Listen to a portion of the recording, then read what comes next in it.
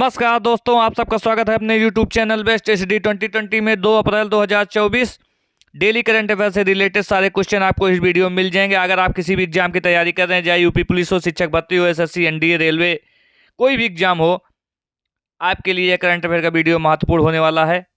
दोस्तों, अब हम अपने प्रश्न की ओर बढ़ते हैं। आज का हमारा पहला प्रश्न है, हाल ही में आई इंडिया टीबी रिपोर्ट 2024 के अनुसार भारत में नए टीबी मामलों में कितने प्रतिशत की कमी आई है? तो 16%। अब हम अगले प्रश्न की ओर बढ़ते हैं।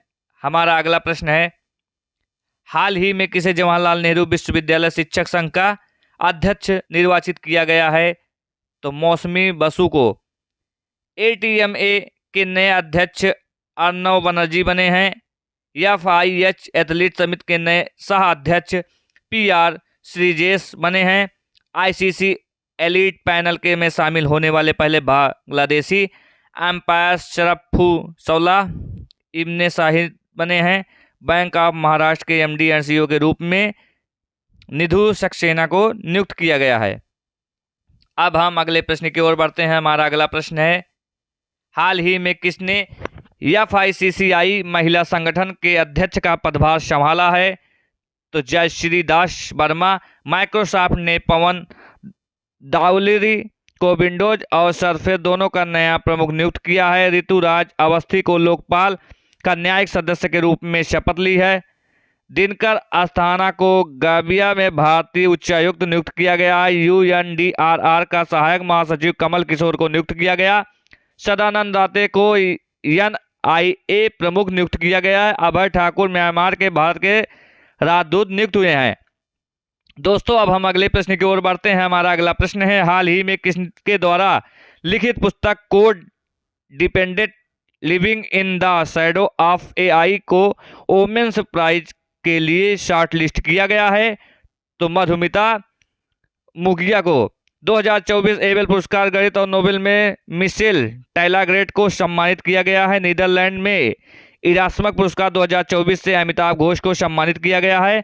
मिस वर्ल्ड ह्यूमैनिटेरियन अवार्ड से नीता अंबानी को सम्मानित किया गया। दोस्तों, अब हम अगले प्रश्न की ओर बढ़ते हैं। हमारा अगला प्रश्न है, हाल ही में किसे अंतर्राष्ट्रीय संस्कृति अवार्ड से सम्मानित किया गया है? तो मीना चंदारा को। रिके यामामोटो ने 2024 प्रिtzker पुरस्कार आर्किटेक्चर नोबेल जीता है। भारत में खसरा और रुबेला चैंपियन पुरस्कार मिला है। मिस वर्ल्ड 2023 का खिताब क्रिस्टीना पिजकोवा ने जीता है। जोया अख्तर आसमा खान ने इंडिया यूके अचीवर्स ऑनर्स जीता है। बॉब जोन्स पुरस्कार के लिए टाइगर वुड्स को चुना गया है।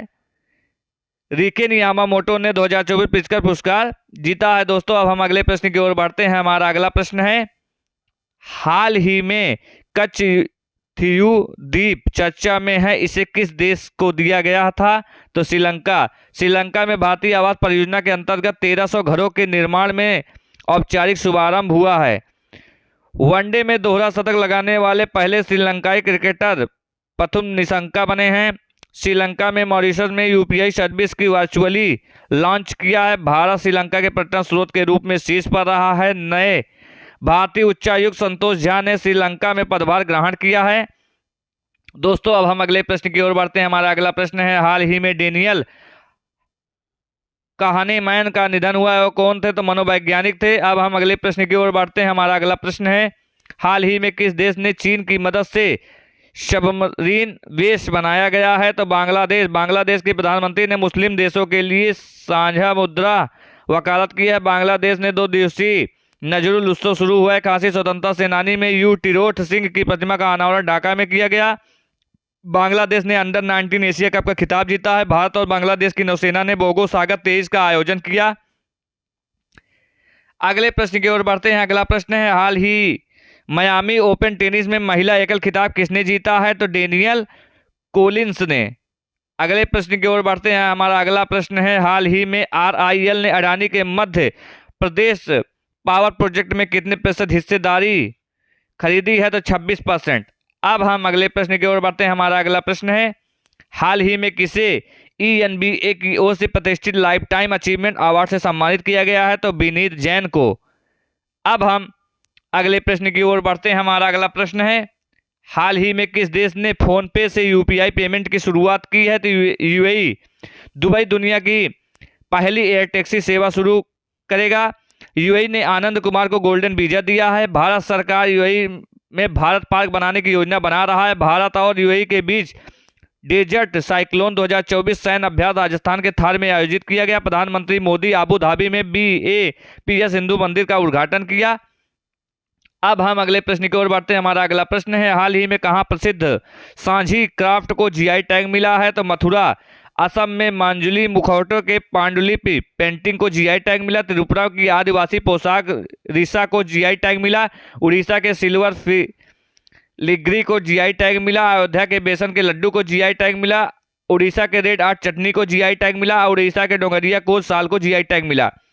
अब हम अगले प्रश्न की ओर बढ़ते हैं। दोस्तों, आज का हमारा आखिरी प्रश्न होगा, हाल ही में किस बैंक ने गिफ्ट सिटी में एनआरआई ग्राहकों हेतु अमेरिकी डॉलर सावधि जमा की डिजिटल सेवा पेश की है? तो एक्सिस बैंक ने।